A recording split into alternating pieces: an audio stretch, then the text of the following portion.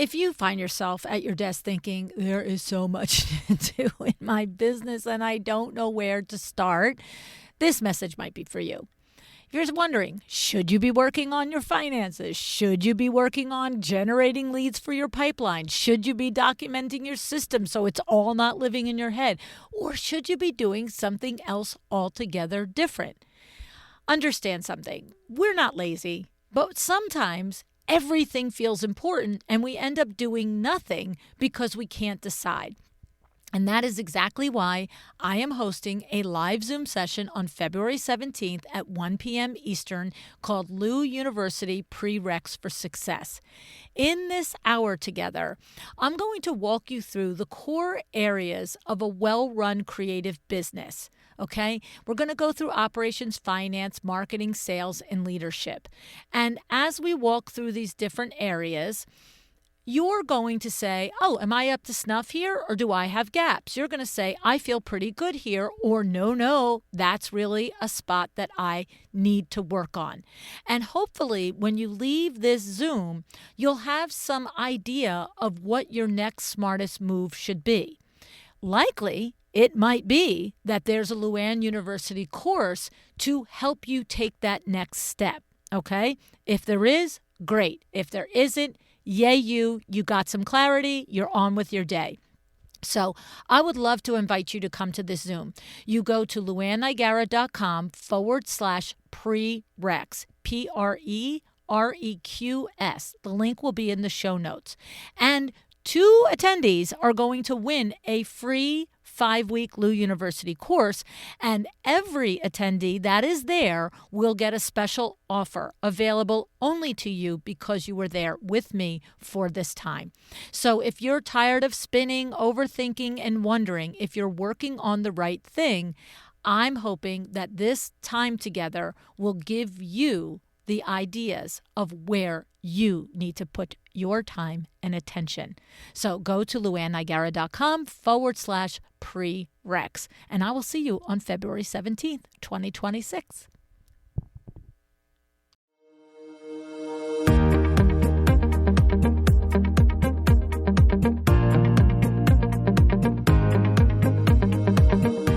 Welcome to A Well-Designed Business. My name is LuAnn Nigara, and I'm so glad you found this podcast. Together with my husband Vince and our partner Bill, we have grown our company WindowWorks from the ground up. So I know and I understand the challenges you face in running your interior design business. I also know that your talent alone isn't enough to ensure your success. So on this podcast, we talk about strategies and practical steps to help you grow your business. But make no mistake about it, we have our share of fun here too, mixed in with those aha moments that I love so much. This isn't fluff. Nobody has time for that.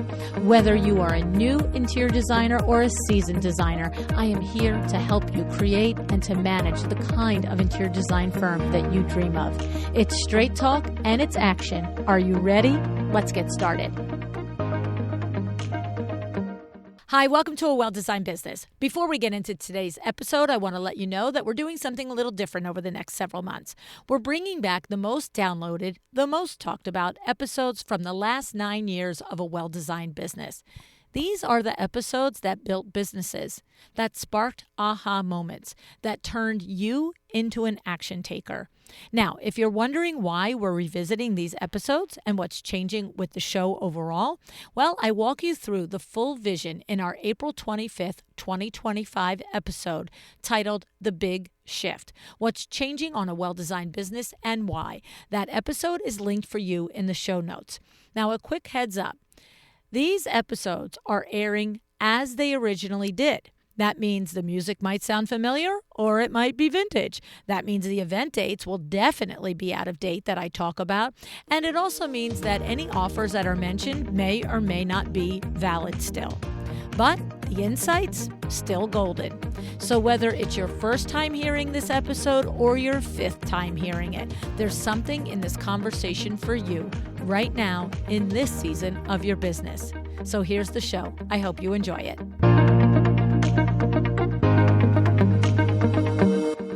Hi, welcome to A Well-Designed Business. Today, we are welcoming back Marie Flanigan to the show. If you follow Marie, listen to her speak, read her articles, or watch her on TV, you know that Marie captures the idea of a well-designed business to a T. It's hard not to be impressed by Marie. She's the kind of designer who knows what she's worth, and she has the chops to back it up. Her work all over the country, from luxury residences to high-end commercial showrooms, has been featured in Architectural Digest, Elle Decor, Vogue, House Beautiful, Southern Living, Domino, Traditional Home, Elegant Homes, Southern Homes, and Luxe Magazine. But it's not just the long list of accolades that makes Marie stand out. Marie absolutely decides to be excellent. She decides it in the projects she takes on, the way she presents herself, the marketing choices that she makes, and the business that she has built on her talent. When she was first on the show back in episode 89, she shared with us her marketing strategies, the intentional steps she took to expand the reach of her business. Every decision she made was deliberate, and that's still true today. It's not surprising that she has become a role model to so many designers. She is someone to look up to, someone to learn from. And so that's why today, for our show, I had opened it up on Instagram when Marie was coming on. And I asked on Instagram, if you could ask Marie Flanigan a question, what would it be? And of course, we did get some questions. And today we're going to answer them. One of the questions immediately came from Sarah Brennan. Sarah is a huge fan of Marie's. And so during the show today, Marie is going to answer Sarah's question along with a few others. Before we get to that, I'd like to take a moment to thank Kravit. Kravit is always finding ways to make shopping easier for you. That's why they refresh their website to help you experience it even easier and more simply. With the new redesign, you can quickly access all of your tools like your account settings, price lists, current and past orders, and more. You can search more specifically by color with Kravit's new advanced color search, which allows you to create the exact custom color you are looking for and get filtered search results that match your selection best. I mean, seriously, right? Visit Kravit.com and explore everything there for yourself. All right, let's hear what Marie has to share today with us about the business decisions and the journey that she's been on.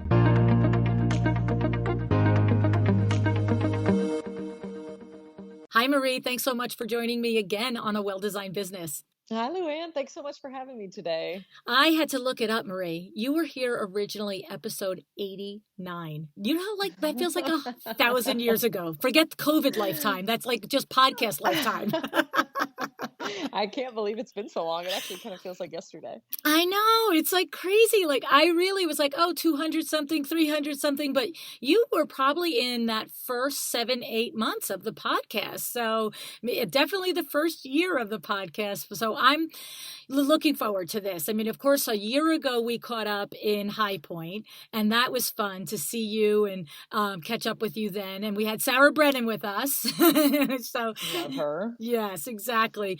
But today, we're going to get back into your marketing genius, because that is one of the things that impressed me from the first time I met you was how intentional you were. And that I don't remember, I didn't listen to the episode in getting ready for this again, but I remember asking you a question along the lines of, did you do this on purpose or did this happen by accident? And you were like, no, lady, I did this on purpose. And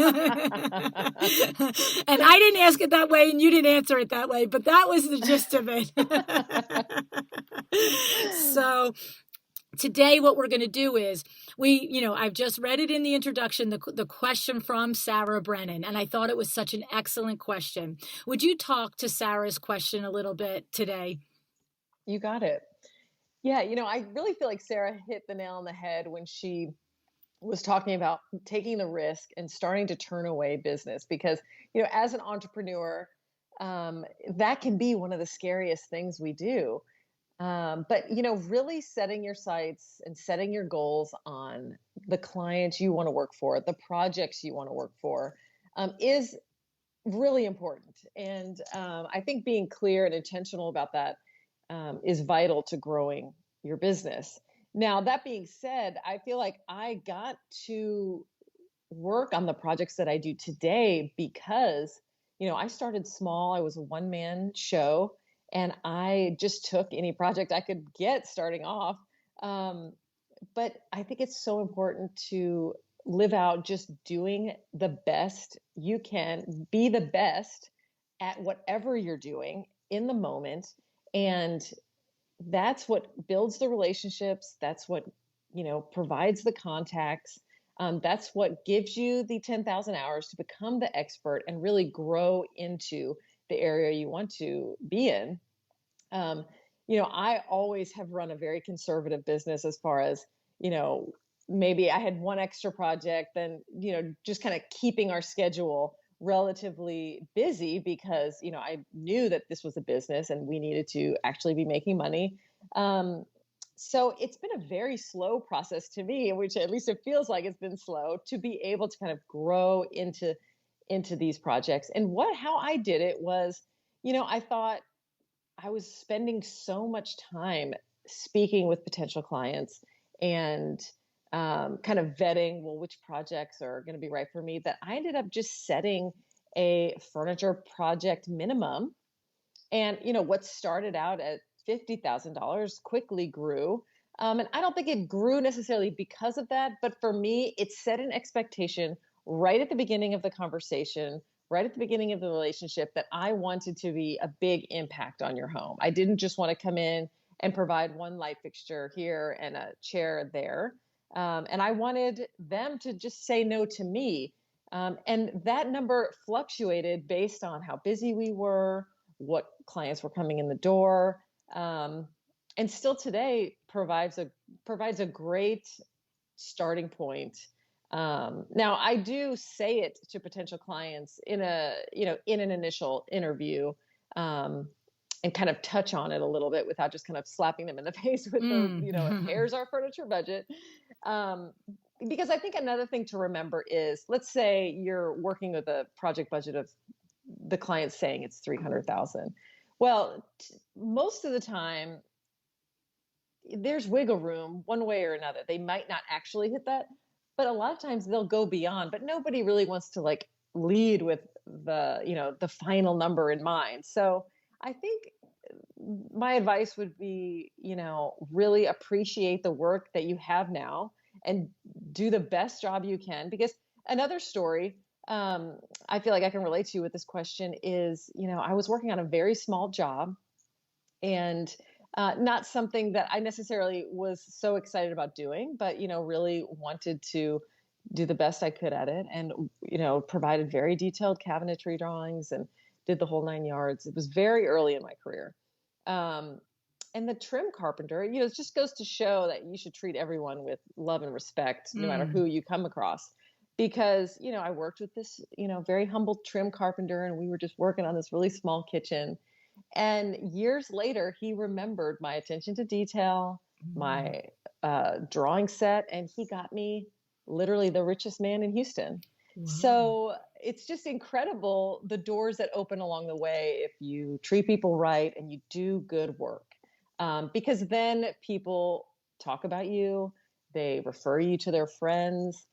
Builders want to work with you. I mean, I feel like the stereotype is changing, but so many years, a decade ago, there was always the joke that contractors can't stand designers. And I feel like that has changed in a way. At least it has for us, because we want to be the resource for the contractor, and we want to provide them with the most details and not just a sketch on a napkin.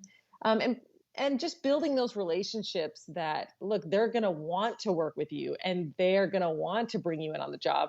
And I feel like between relationships with clients, with vendors, and getting out there through marketing are all ways that I kind of have slowly grown the business to what it is today. So there's so many little things in there that I want to go back and pull out. And let's just start at the end. So talking about how builders, you're finding it's more, you're running into it's more the other now, that builders are appreciating what a designer can bring to the table. And of course, we've been having Brad Levitt from AFT Construction on the show several times, because this it is becoming a thing. And I guess what I want to ask you about it is, it can become a thing on your level, boots in the ground, you, the designer, you, the builder that you happen to get introduced to, as long as you are that valuable partner in the process, Mm. right, Marie? Like that's the proof in the pudding. A guy that maybe had, or a woman, whoever the contractor is, had a reservation. If you come and you are exactly opposite the stereotype in their mind that they're afraid of, that helps. That's the way, right? Forget helps. That's the way. Would you say? Oh, absolutely. Mm-hmm. Absolutely. Because if you are providing, you're not only helping the job run smoother, but you're making them look better. It's running easier. You could say the exact same thing about architects. And you get so many people that have your back that you're getting so many referrals that that's when you get to turn away as much business as you want. And I think another key point about that is you do want to turn away the business that sucks the energy out of you or that takes too much of your time away, because when the right projects come along, you need to be open for that, and you need to, have the energy to give them all your attention. And I think that was sort of one of the key parts of Sarah's question, right? It was like she's listened to as many of her idols like yourself over the years, whether it be on this podcast or other podcasts or at the different markets, say that line. You've got to turn away the business that sucks the life out of you. So it's a hard thing to do. And I think I heard in her question, she's learning to do that. But there's this fear of making sure that, well, while I'm doing the right thing, the universe tells me and all the pros tell me, do this. How do I make sure that I keep the pipeline coming with the other, right? That's that little moment before it becomes, I think that's what she's describing, right? It's that little moment before it becomes, I know this is going to happen, right? That's right. Mm. Yeah. Well, yeah. And I think that there's balance to that, because I do think you need to, you know, allow your business to attract the clients that you want. But I also think you have to be realistic about it and, don't just clear your schedule and like, you know, throw a penny in a fountain. You I think that I feel like you should be loose, not don't pack your schedule with things that suck your energy out, but plan your pipeline, know what's coming, plan out your calendar, see how long different projects are going to take you, and plan accordingly. Keep that space open for the right projects. Mm. And I think you know how to gauge that based on how many calls you get a month. Are they true prospects? Are they not? And you should chart that, and you should track that. And that's really, don't just always go on gut instinct. I mean, gut instinct is very important, but you should also go on data. I love that. So, can you share with somebody who just thought, well, how do I track that? What data do I want to collect? Can you give us a little tip? I know it's probably 16 spreadsheets, but is there something there that we can? No, no, I think it's very simple. Okay. And I think that all you have to do is track how many calls you're getting, maybe somehow rate them according to fit, both, personality fit, budget fit, job fit. And then you also need to track where they're hearing from you. Are they finding out about you on Instagram? Did they talk to a builder? Did they talk to an architect? And whatever is working, whatever is giving you those great leads, do more of that. Right. And send that architect those cookies. Yeah. And do whatever you need to do to build more relationships with more architects, or whatever's working for you, do more of that. And just be smart about it and kind of approach it from a business aspect. I love that. That's great advice in there. And it's funny because it reminds me, we had a mastermind over the summer with 2 million plus firms. And it was at the beginning of COVID, and we were all desperately afraid that we didn't know what was going to happen. We didn't know our industry was going to be on the upside of this pandemic, right? Mm-hmm. And one of the very first meeting, the homework was come back to next week telling us all of the projects that you had to date in 2020 and all of the projects from 2019. List them all, where did they come to, and attach the dollar amount to them. So you might have gotten 20 projects from, I don't know, the PTA, but if together they created $100,000 and you got 3 projects from one architect and all 3 projects were $100,000, to your point, it was like, this is where we're going to spend our time, right? That's right. That's right. And Exactly. and to this day, there's still the surprises, right? Like Mm. this week, I happened to be installing a house that when we first saw the house and did the walk, we were like, "Are we sure we want this? I don't know. It's kind of off the beaten path, and it's not exactly everything we want as far as architecture goes." It turned out to be one of our biggest projects to date, and Mm. everybody is in love with how it turned out. And so I think there's a little bit of discovery still, in at least in my business, because we have relationships with these clients 2+ years sometimes. Mm. Um, and so it's really about being a good partner, guiding them through, finding out their priorities, and really discovering what's important to them. And, I think because we are in the home industry, there's so much emotional attachment to that. And people want a beautiful home. And, it's also a big responsibility for us because we are basically spending people's life fortunes, right? Mm. And to take that seriously and with respect, and to approach it in a way that is in service to that client, I think is very key. And part of the reason why we have found success, because that is the way we approach it. And we don't come in necessarily with, "Hey, I'm Marie Flanigan. I'm going to put the Marie Flanigan stamp on your home, whether you like it or not." Right. Because I think today's buyer is also way more informed, right? Like they're not just saying, "Okay, just do your thing all the time." They have taste preferences. They understand design because of, one app or some TV show. They understand at least a little bit about their preferences. So they're coming with a lot more information today. And so, the first part of my job is always listening and absorbing and truly hearing what they're saying as far as, these are my priorities. And if you give them that in a beautiful way, in a way that, expresses what your firm does, then synergy happens. Mm. Awesome. So if I go back into Sarah's question a little bit more, first of all, in your answer, I'm hearing that to track your own data, and I know for a fact that Sarah is doing that.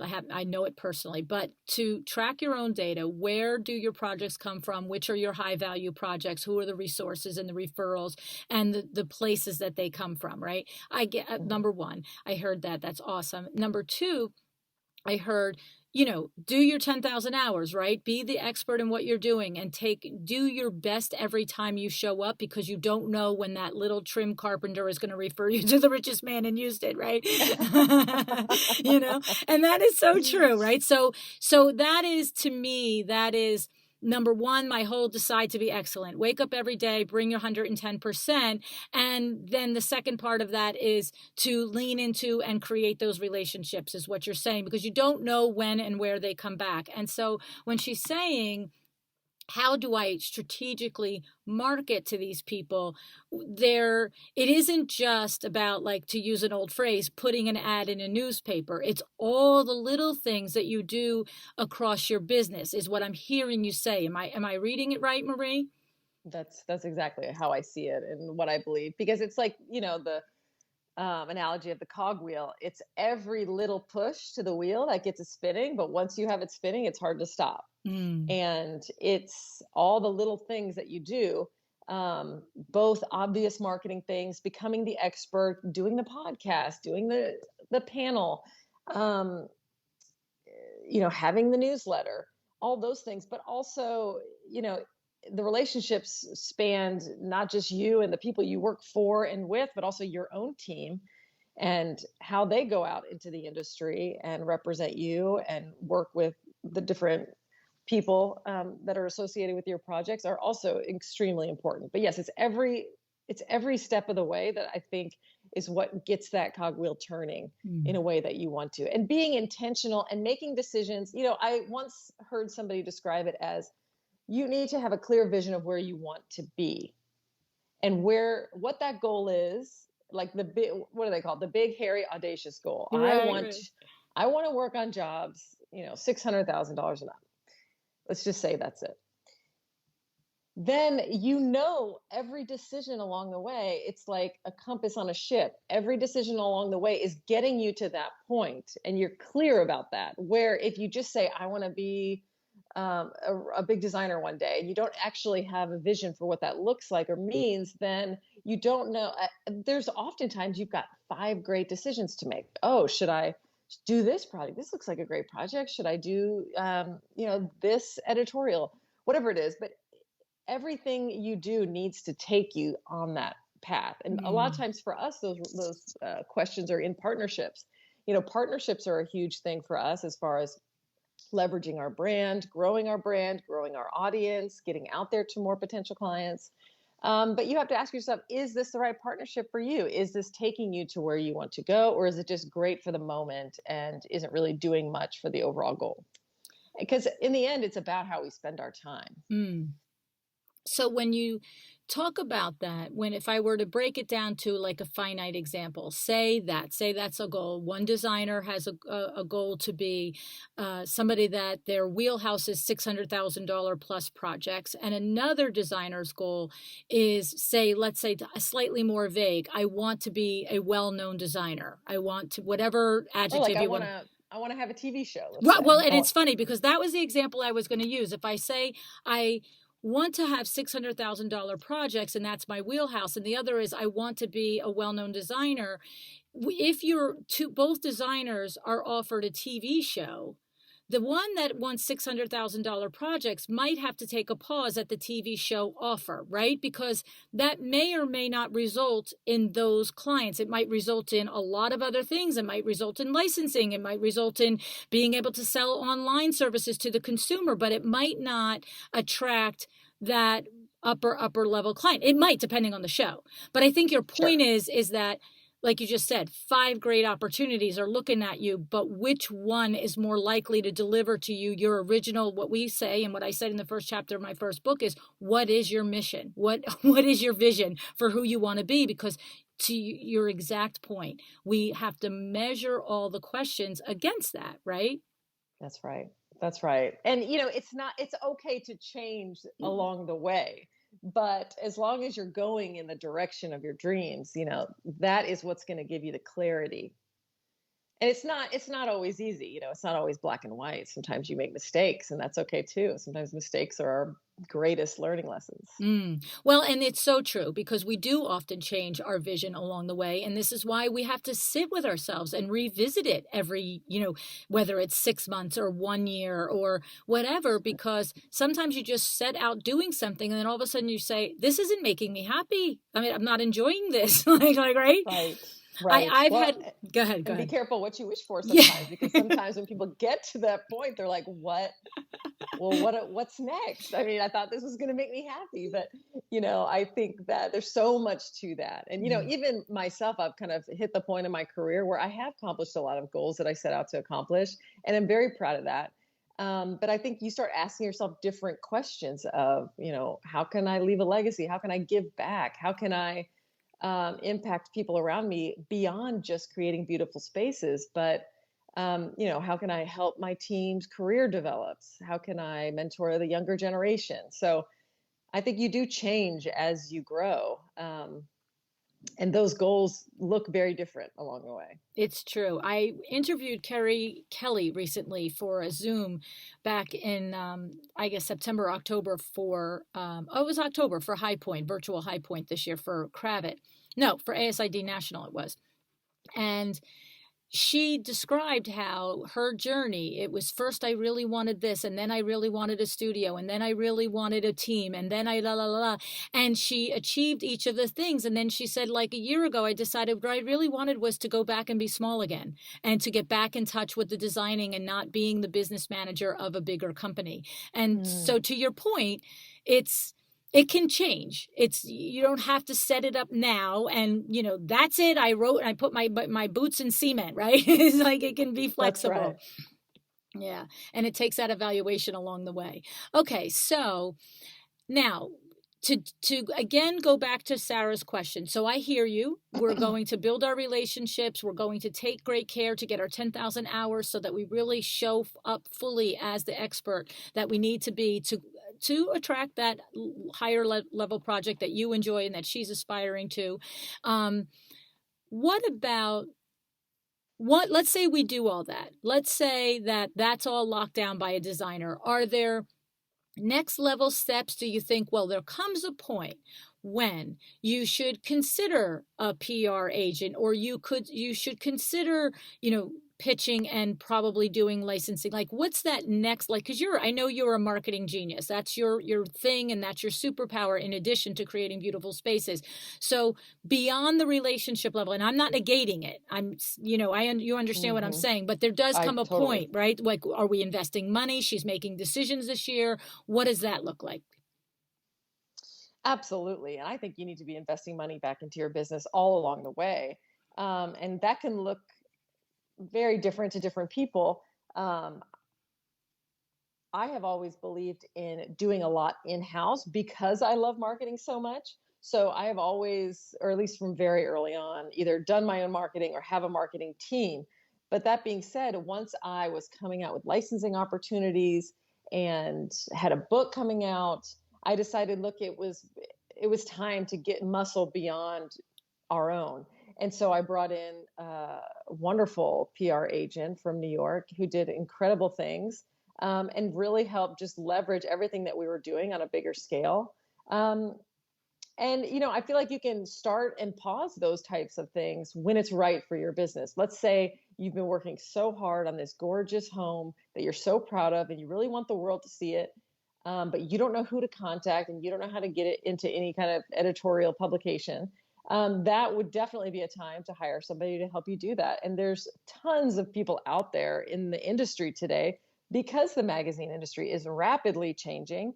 There's just so much talent out there to help style, to help pitch, to help photograph, and be there as a resource to designers. Hmm.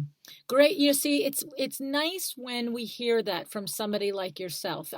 Not only because of the level of success that you've achieved, Marie, and we can all imagine that we think we know how you did it, but even for me, knowing that you have a strong marketing background, to know that you at some point are saying and saying, my marketing team in house is amazing, but when we want to go from this point to this point, we're going to Mm. hire out, right? That's like a valid thing to understand about your business model. Oh, absolutely. And it's about vetting the right partners along the way that really understand your brand, your vision. And I think it's important to note to define your brand and your vision as different than everyone or than most people's, like differentiated in some way. Have a clear vision of that, write it down, define it, and then you'll know who the right it's the same thing about knowing your vision in order to make decisions. You'll know who the right partners are to help you get to the next level. Is it the right photographer? Are they photographing rooms in the style that you want to be represented? Do they have relationships? What magazines does the PR person work with? There's just so many decisions along the way that can get you to the next level. And that's an interesting little thing that you said there, right? So when you're in a position to interview multiple PR agencies to help you get your brand and firm out there to the next level, it's what are the relationships that they have, like get proof of that, right? Understand who, because PR reps do have built-in relationships that are easier for them to access. It's not that any PR rep couldn't pitch any magazine, but there are relationships in that industry as well, is the point, right? Oh, absolutely. And when you're with the larger or the more well-known PR firms, the magazines go to them and Mm. say, I'm writing this article. Do you have any designers that would be good for this question or have a project like this? So that's the true value, is that they're being approached versus, us pitching. And you know, if you work with somebody who's trusted in the industry, they, trust them enough to know that even if I haven't heard of this designer, it's going to be great. And so it's interesting because taking it all the way back down to a very entry level conversation with a new business owner, it's funny because often when I'm working with one-on-one with designers, they're really brand new sometimes. I mean, they're all across the gamut. But when I'm thinking about the brand new designers, sometimes they want to start the conversation about, I have X amount of dollars that I'm willing to invest in marketing. Where should I put it? And then again, at this very micro level, I'm looking at their website and I'm saying, does this website represent exactly who you are? Oh, no. See, I made that website myself a couple of years ago. And I don't like the colors, or I don't like the fonts, or I don't have my new projects on there. And I'm saying, well, we're not going to spend $1, let alone $10,000 in marketing to bring people to a website that doesn't represent who you are. And so it sounds like you're saying the same thing. It's build your expertise, build your relationships, build your go-to, so that when you get to this level that you might invest in PR, it's when that high level luxury client finds you because of that elevated PR, you have to have your systems and your process down so you can deliver it, right? Absolutely. Yeah. Absolutely. Yeah. And there's so much I could touch on with that actually, because it's so true. The website, it does not have to be complicated. Just to me, the first thing anyone should spend $1 on is good photography. Because you can, with a good photographer, you can make a tiny little bungalow that you worked on, whether it's your own home or a little bathroom. You can make it look like, it could be $1 million mansion. Because it's all about the light, it's about the right styling, it's about, making those materials look the best they can. Learn what a good picture looks like. Then get those good pictures on your website. Just like you said, it does not need to be a complex website. It just needs to be beautiful and engaging for the people visiting.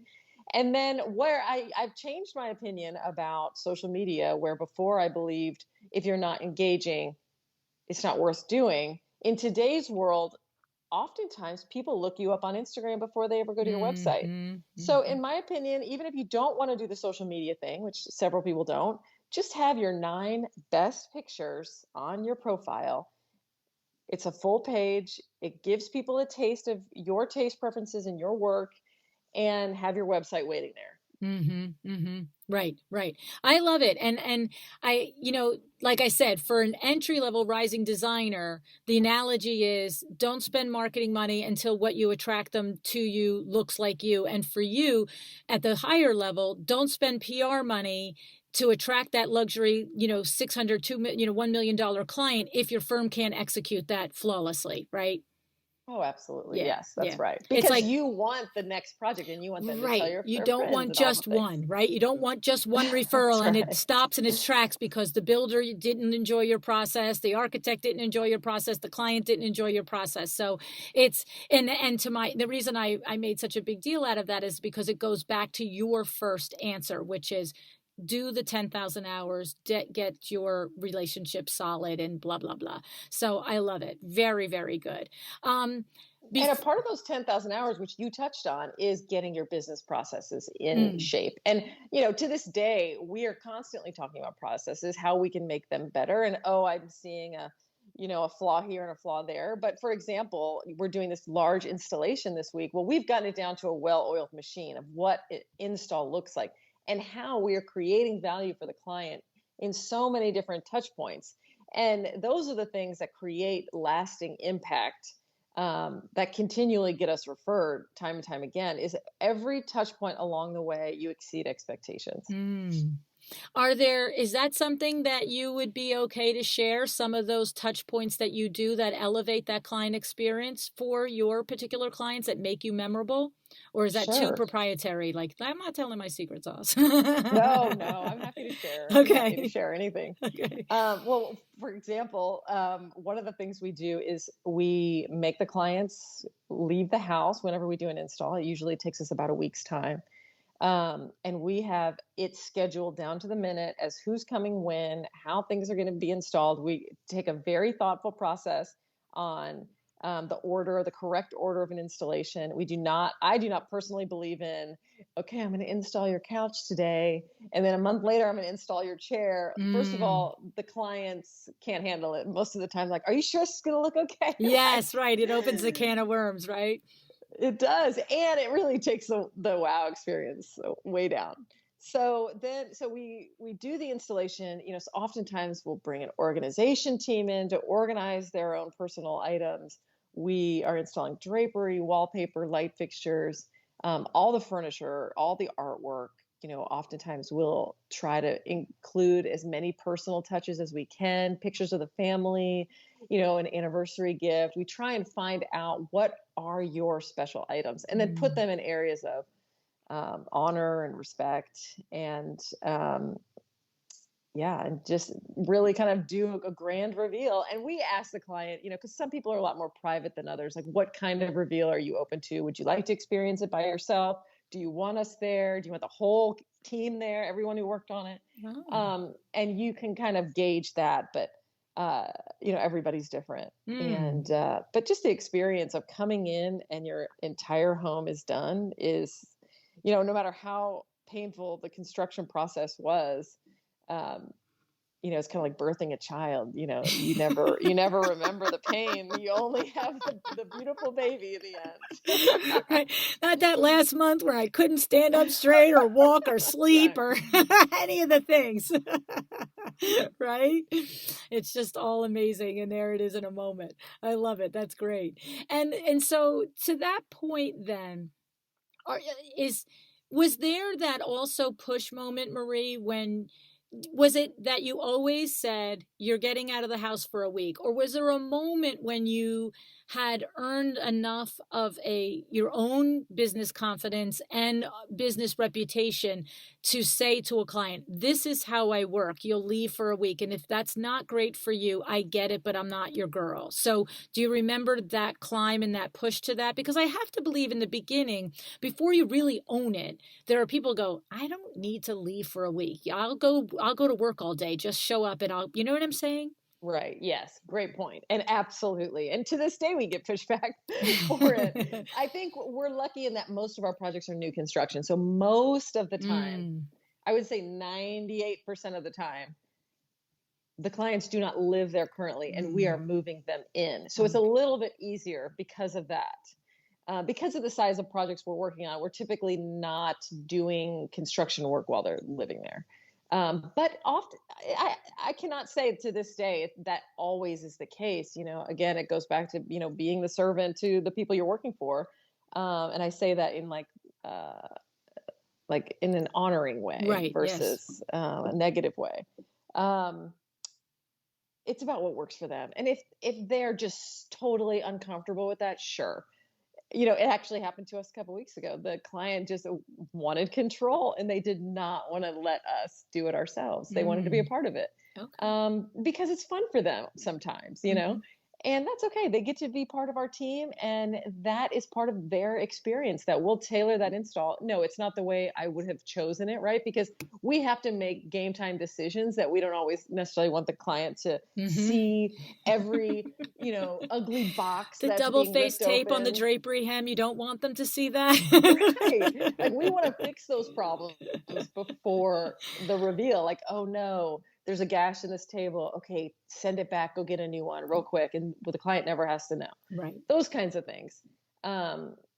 But we are still flexible to this day. And, in the end, it's their house and their dreams. So we're here to bring it to reality in whatever way. But yes, I definitely stress that is the best way to do it. Another thing that I do today is I do the photo shoot before the client sees it, because I ran into issues along the way where we would do the reveal and then come back for the photo shoot. And I was just so under their feet, and they're trying to enjoy this beautiful new home. And we've taken it over again for 2 whole days or however long. And so I like to do it before they see it. And that way we leave them the keys to their home and never bother them, at least for a while. Yes, right. All right. That's exciting. And so it's interesting to know, though, that I guess if I hadn't asked the follow-up question, I would have left the interview thinking, I'm sorry, you work with Marie Flanigan, you're moving out. But, there is a reality of flexibility, and I would say that you probably would add to it for the right client, right? So you're That's not right. finding that out 18 months after that they won't. You're making that agreement ahead of time, and you're having discourse ahead of time. And then you, as the principal, can decide, I will make this accommodation for this client, or, I already had 4 red flags and this is the final, we're out. Am I on mark there? Sure. Yes, definitely. Yeah, Hmm. interesting. Okay. So I know I'm going to get tons of pushback if I don't go back to one of the things that you said in the very beginning of the conversation, which is establishing minimum furniture budgets. And you mentioned how it grows, right? So probably in the beginning when you were a one-man show, as you described it, maybe it was 5,000, maybe it was 20,000. I don't know what it was, but Hmm. you did say that it grows. And so can you give us a little bit about that trajectory of growth from the perspective of really remembering before you could say, this is how it is? And now, like somebody coming to you and you're establishing that in your firm. Talk us through that process and that growth that you went under for yourself as a business owner, just saying, okay, I got to just stick to this. Otherwise, it's not profitable. Yeah. I think it was about learning through experience. Okay, well, what does it take usually? What kind of budget does it take usually for me to make a big impact on a home? Because, the small jobs and the big jobs pretty much require the same energy, the same devotion to the client, the same time. So, how can I do less jobs but do bigger jobs? Just like Sarah commented, it's exactly, what I said along the way. Um, and I really just kind of studied, well, based on what's knocking on my door, what numbers do I need in order to make a huge impact on the project and accomplish the work I want to do? That doesn't mean I have to have, Chanel sofas everywhere, but just to be able to really give them what they're really looking for, and that I feel satisfied as a designer and the client feels happy that their goals were met too. And totally, it started out at $20,000, and it grew from there because my vision grew of what I wanted for a project, and my clients grew as far as who was coming to me asking me to work for them.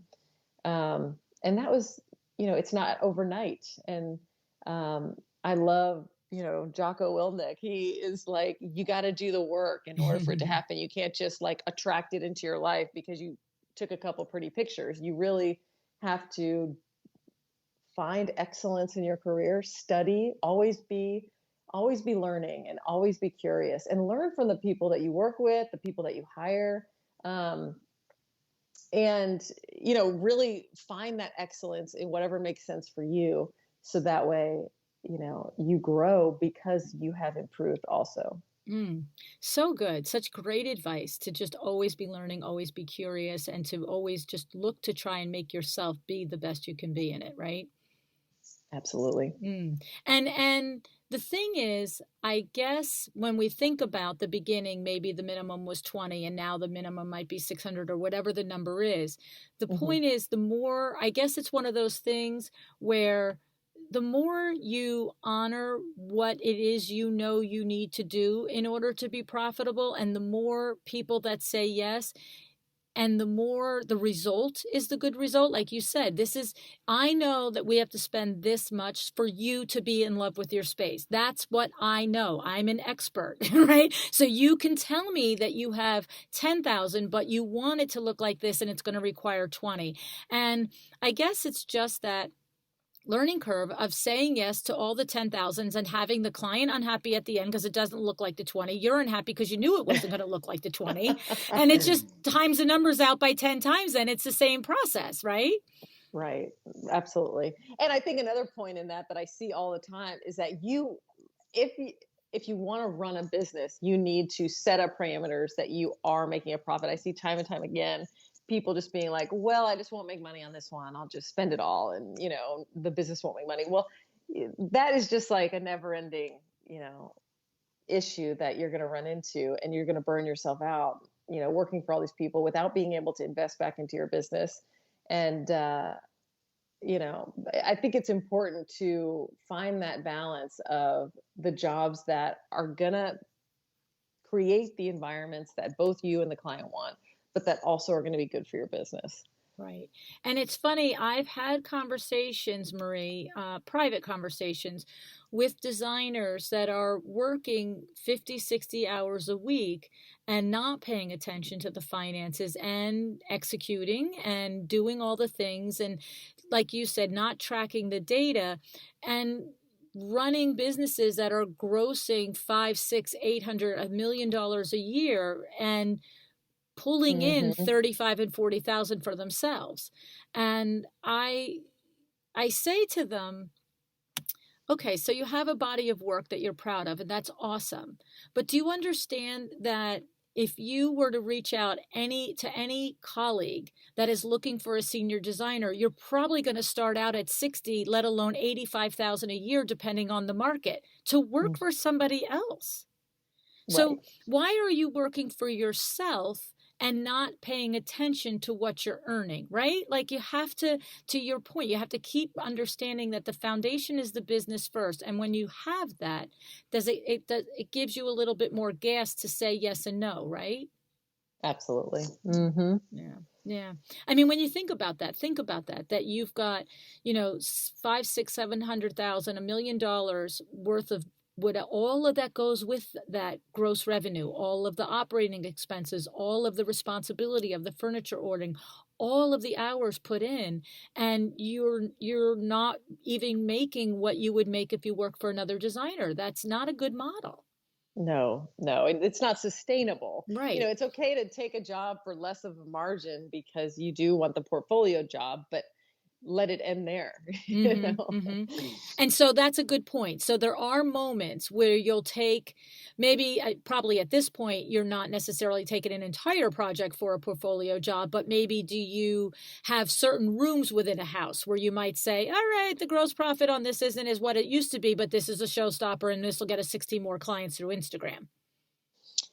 Yeah, I think there are moments where it's instead of the room, it's more like the piece. Like if we're buying a Steinway for somebody, I'm not going to put my full markup on it Right. because, Okay. it costs $150,000. So, I had no I idea mean, that's that what a that would Steinway be, costs. Whoa. it can. And obviously, it's within reason. And I think today it's more, we will partner with a celebrity here or there, and help them with their project because it's more of a marketing relationship Mm.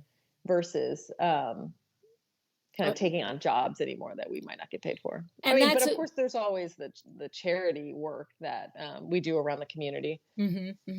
But even that, when you were to, if you are to describe a project that you do that has celebrity status, that's going to get a lot of eyeballs on you, you're not evaluating that for its net profit. You're literally almost putting that in the marketing budget, right? It's like doing a show Yeah, house, right? It's like absolutely. it's has Yes. that same function to it.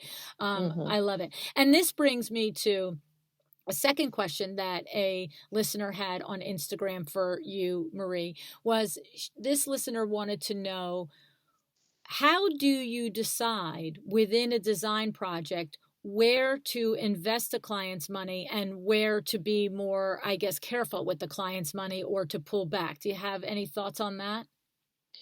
I think it just goes back to finding out their priorities, listening to the client, hearing what is important to them for the job. We're typically working with clients starting at just looking at floor plans that we haven't even broken ground yet for. So there's a lot of time for discovery, and just kind of hearing different things throughout the process of, my grandkids come over. It's really important to me to have a place to store their toys and still have the kitchen and living room beautiful, whatever it is. Um, Finding out what is important to them and knowing where to spend the money. I mean, obviously, the obvious places that budget tends to be spent is, the entertaining areas, the primary bedrooms, the outdoor living. But one way I make sure it's prioritized correctly is that I develop spreadsheets of everything that we plan to install for the job before $1 is spent. So Hmm. they see exactly how the budget is going to be allocated, and there's a process of back and forth with them, to make sure it's attuned in the right way. I think a lot of designers make the mistake of, okay, let's buy this now, let's buy this. And, all of a sudden you're at a budget that the clients never wanted to pay and the job's nowhere near being done. I feel like you have to start with the end in mind and make sure that you're very clear on the money part. And that makes me recall one of the other points that I wanted to bring up when you said in the beginning, a client and yourself may have a frank conversation about budget, but it isn't always the final budget, right? Like, who wants to come to the car dealership and say, I want to spend 45 grand? It's like you'll say, I'd like to spend 35. And then, you know what? You end up buying the 45 because it's all the things you want. And so, Right. is that part of what your process is, Marie? So you decide everything. Is it only the major things or everything? I guess probably everything, and then maybe a budget for accessories, right, at that beginning, right? Is that make more sense? Right? Yes, and we're developing that spreadsheet months into the relationship. That's Mm-mm. not upfront. Right. Okay. But absolutely that, the $300,000 client is easily the $450,000 client. And honestly, we've turned away a lot of clients that probably we shouldn't have, just because I didn't have the time or the manpower to take them on. I mean, we should have in that moment, but a lot of times there are great clients that, might not sound good up front necessarily, but that really would have been good clients, which is, it's hard to do as an entrepreneur, but you have to make decisions what's best for your company at that moment. So when somebody comes to you in those initial conversations and the budget is thrown out at 300,000 and it turns into 450, you're describing that they're not finding that out at the beginning, that's a different story, right? We have one conversation with a client says, I want it to look like that, this room on your portfolio, and I have 50,000. You're like, I'm sorry, sweetie, that's a $250,000 room. That's a different story. They're nowhere near, they don't look at you and say, okay, so 250 is good. They just go, oh. So that's a different story. Those people are out of the lane. They get referred to another designer, right? But That's right. Right. Okay. So but now you get somebody that says, I want it to look like this room, or however the conversation, everybody comes to their process differently, but you ultimately decide that this budget, their budget of 300 in your mind is reasonable enough to take the project. Okay, let's just say that in your mind, Yeah. it's reasonable enough. But as the weeks and months go by and you develop this spreadsheet and the things are added on and it ends up being 450, is the secret sauce in there, Marie, that it's just so much communication that it never feels like a surprise? It's always an alternate that we can stay at this level or we can do this. Like, how does that happen? Yes, I mean, exactly how you described it. That, okay, now that we've designed all the rooms, here's where we're at. You said you wanted to be here. How does this feel to you? Okay, too much? Then let's come up with very easy. And usually I know exactly where to go to cut.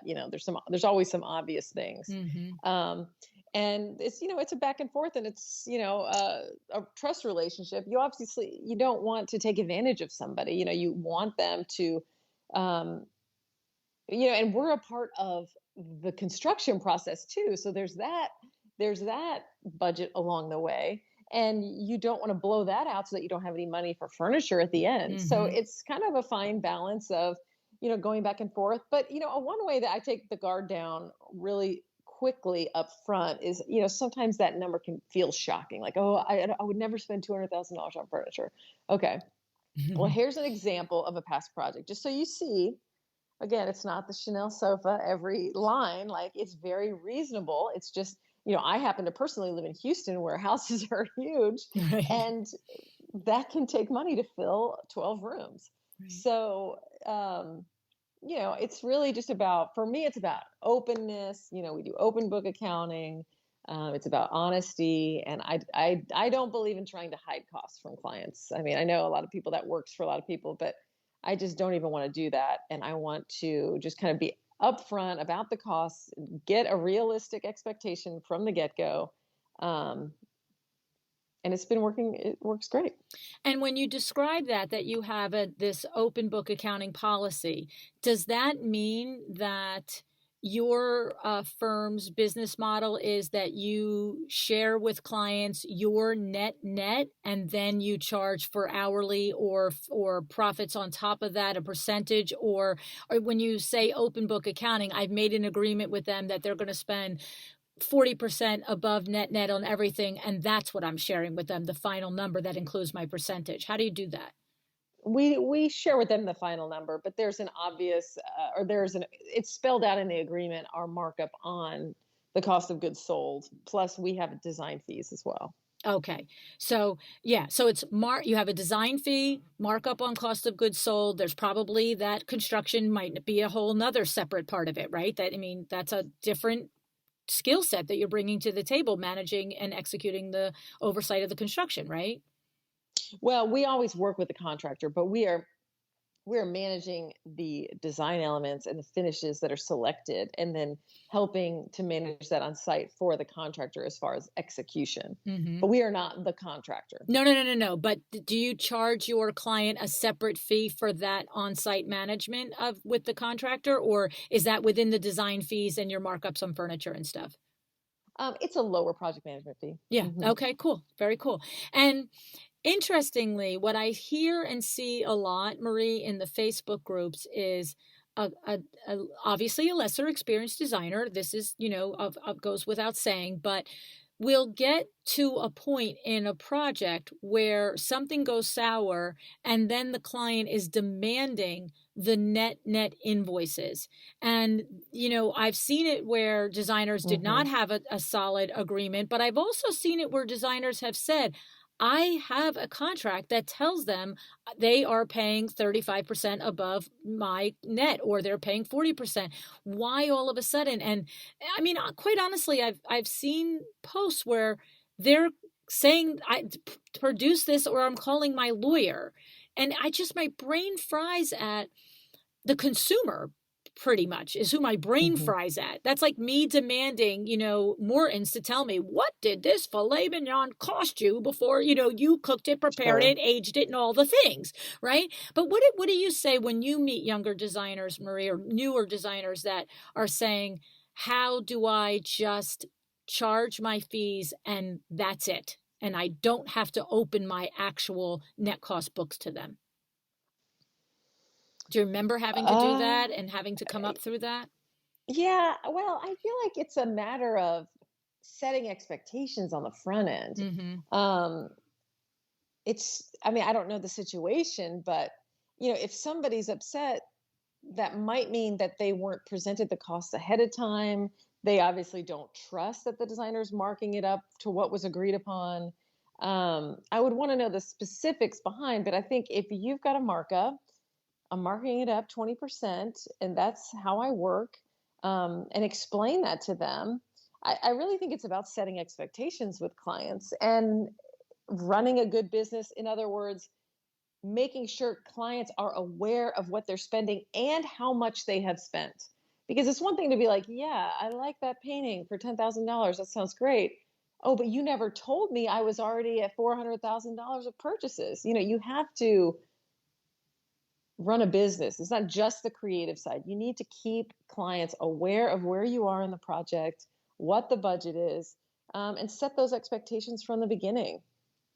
I love that answer because I think you're probably dead on that there's more to a simple question like that. Because if somebody gets to the point where they're questioning your integrity, there are steps that have created that distrust, right? There's something that's happened there. And it's a great point. And to understand, you're saying it is your responsibility. You take it. You're saying to me that you take it as your responsibility that if I send you this next new invoice for $85,000, I also apprise you that we're $125,000 into your $300,000 budget. Yeah, at some point along the way. Maybe Right. not like Not with every single invoice. No. purchase. Yeah. Right. But yes, you need to keep them updated in some methodical way that makes sense to you and your business. But there are people out there who are more difficult than others, and I have totally had those people too. So yeah, and there's just some people who are just untrusting of others, for one reason or another. So you have to find a way to get them to trust you, and if that's showing them a couple of receipts, sure, do it. No, and you're right, because there are just some people that they sign agreements, they don't really read them, and they still just keep, expecting eggs to be opened when, there's no reason for it. So it's good to remind me not to assume that there was a lack of something that created the mistrust, right? There's are individuals that are untrusting by nature. So, Sure. yeah. Okay. Very good. And then I have one other question for you that I'm going to indulge my listener on this, Marie, because this is not something I normally care about, think about, or want to know about. But I will ask you, I have a listener question that said, how do you feel about frame molding on textured walls?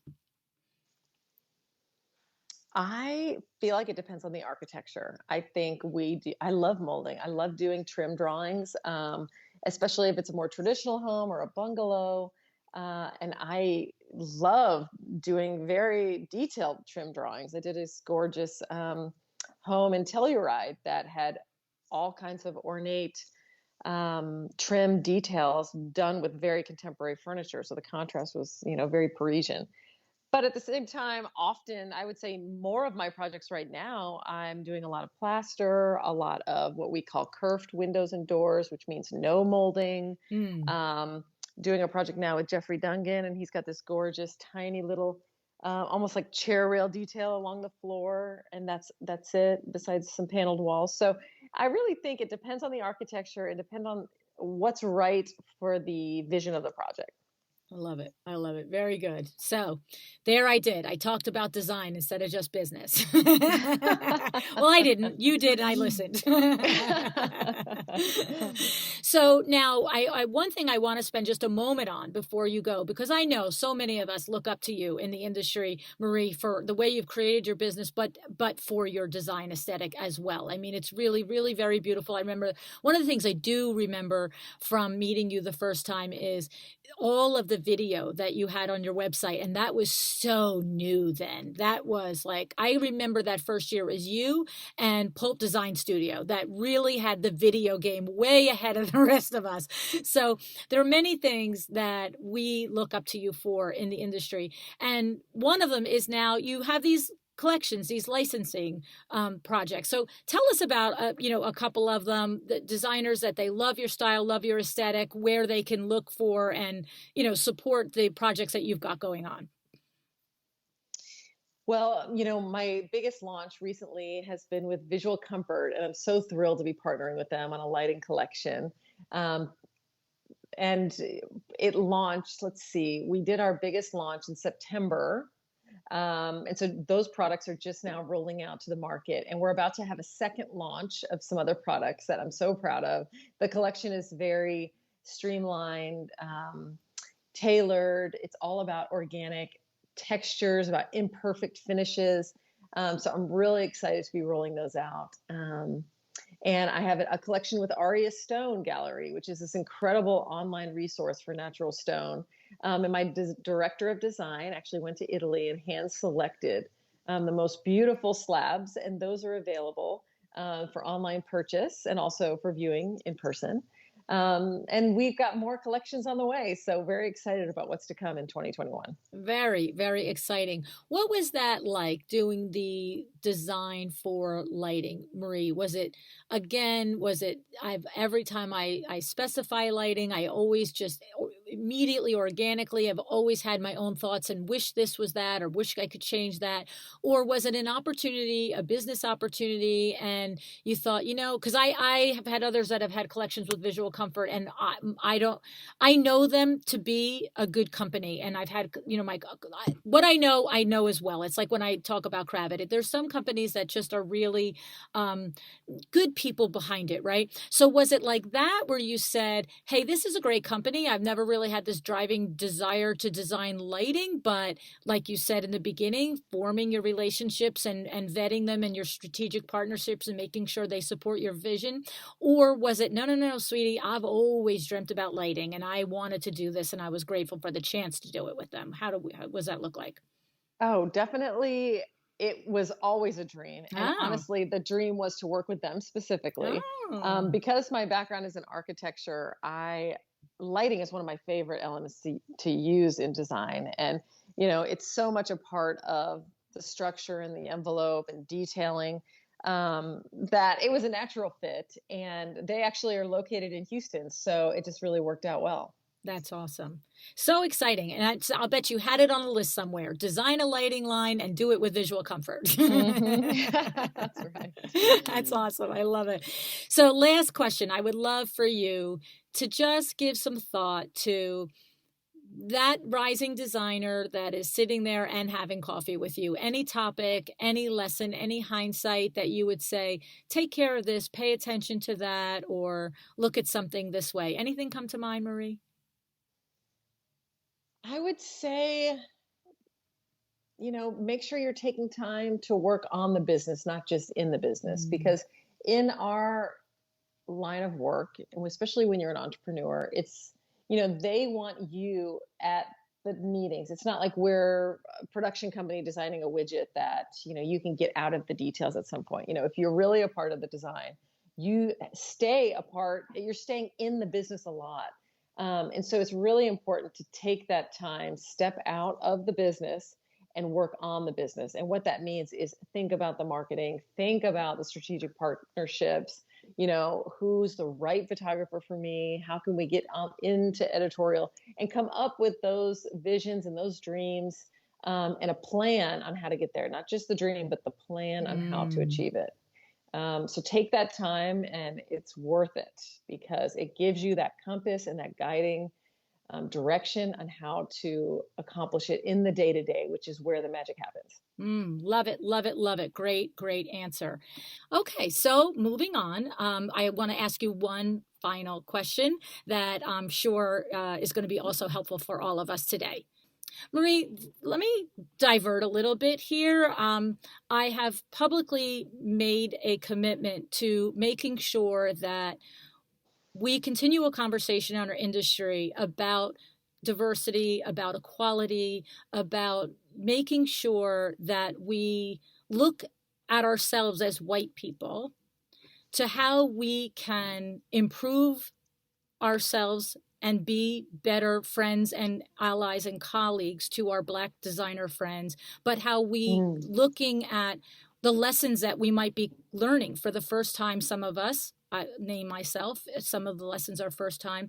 But the question is, how about for you in this last year of everything that has happened? Is there anything that you want to share either as a mother, as a wife, as a business owner, as a designer, in regard to being white and your experience and looking now around possibly at things in a different way, that you would like to share either with our white colleagues or our Black colleagues or Yeah, definitely. I live in Houston. I feel it's been an eye opening and a painful year, 2020. And, I feel lucky to have grown up in Houston, which is, arguably one of the biggest melting pots in the country as far as people from all walks of life and backgrounds. So I think for somebody like me, it opened my eyes to see real issues that are out there and real pain, especially in the racism conversation, and be more sensitive to that. Because in Houston, we have so many incredible, talented, Black artisans, chefs, but a lot more ethnicities than just Black, Indian, Mexican. I mean, I'm married to a Mexican man.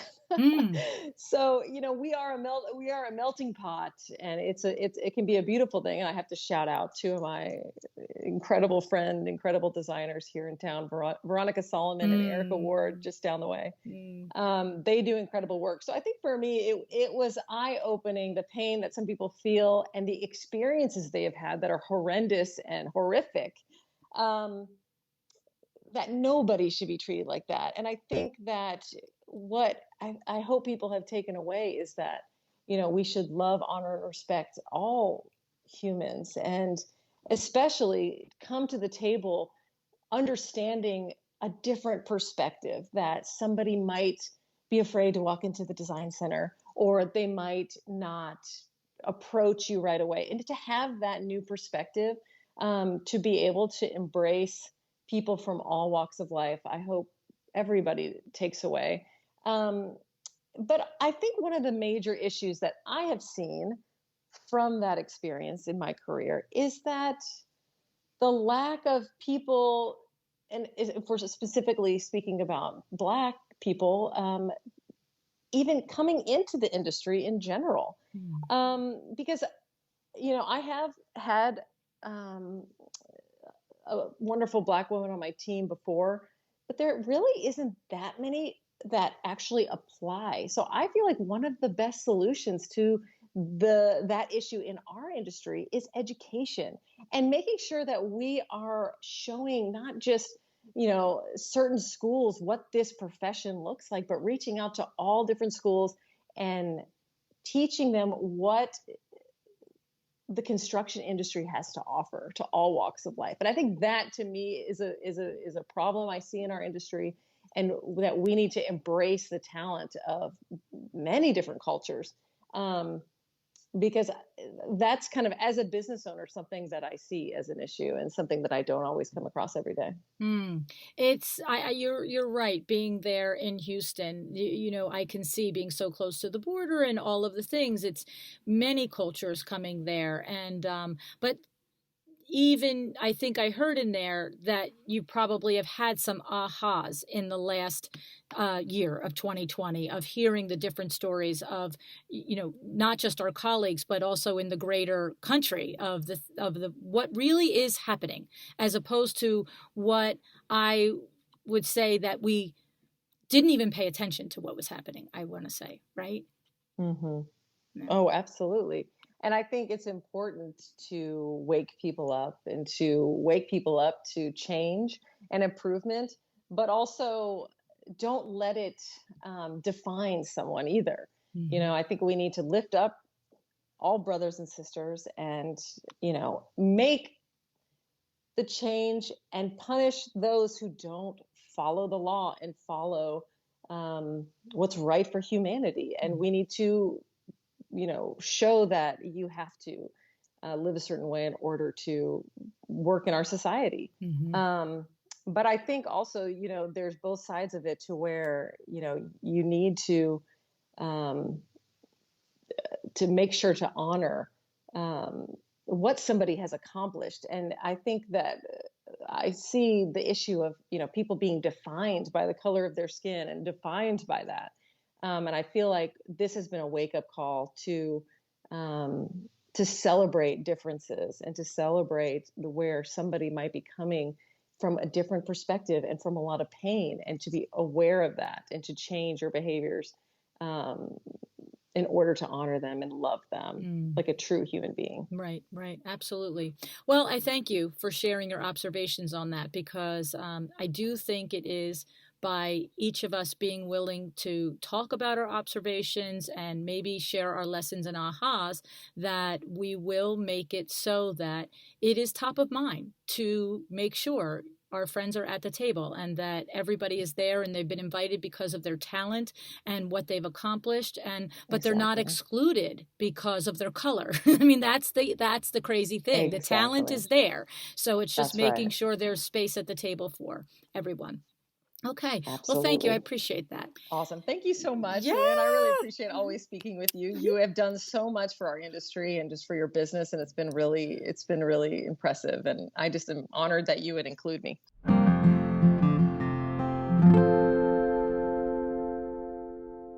I think you can see now why I said that Marie decides to be excellent on the regular, right? It's pretty obvious, isn't it?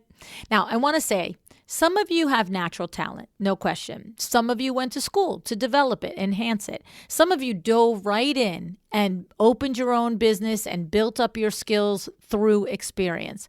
We all know there are many paths to design, but the business side, the ins and the outs of what it takes to start and build and develop a business, this doesn't come without work. It just doesn't happen to you. It's something that you create deliberately, step by step, decision by decision. And this is, in my observation, exactly what Marie has done. In her own words, the advice that she would give to you is this: it's not a dream, it's a plan, right? It's not a dream, it's a plan. That's what it takes to have a well-designed business. And I want to highlight Marie's emphasis on relationship building. She didn't go from point A as a brand new designer to point B as a thriving designer who gets to choose now exactly who she works with through any magic, right? She had to go through the hard knocks, navigate the waters, and create those relationships as she built her way up. And along the way, she leaned on those building relationships, on showing up as her best self, no matter how insignificant the project seemed. The story that Marie told us about the contractor who remembered her work ethic and later introduced her to the richest man in Houston captures something very important. When you are a designer, a business owner, the principal, the face of your firm, you need to represent yourself in every single job, okay? You need to show up as your best self, whether that's redoing a guest bathroom or designing a mansion. And when you put yourself into your work and you stick to your work ethic and you show up every day with integrity, people notice this. It comes back to you through referrals, connections, and jobs, right? And you never, ever know when and how that will happen, but it does, because your reputation is everything you have. It is literally, at the end of the day, the only thing that you have, right? So that's why it's so important to be clear on what your goals are and what your vision for your business is, all right? And this is another point that had come up during the conversation, right? So when you're dealing with tough decisions in your business, potentially turning away clients in favor of growing towards the clients you want, it's those values and mission and vision that become more important, right? You have to stay true to what you want, who you are, where you want your business to go. That's how you can make sure that you're consistently feeling good about the decisions that you're making along the way as you grow your business. And another point I want to touch on is that list that Marie had of things that she does to elevate the client experience. The little touches like the special review, the thought in scheduling, taking pictures before the reveal so she can leave the client to appreciate the space without being underfoot, okay? We think about the client experience a lot at WindowWorks as well.